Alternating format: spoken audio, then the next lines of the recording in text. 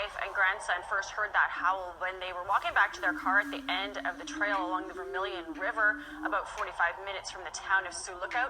Initially, Mikas thought it was a moose or a bear, but the experienced hunter quickly realized that it was a sound he's not familiar with.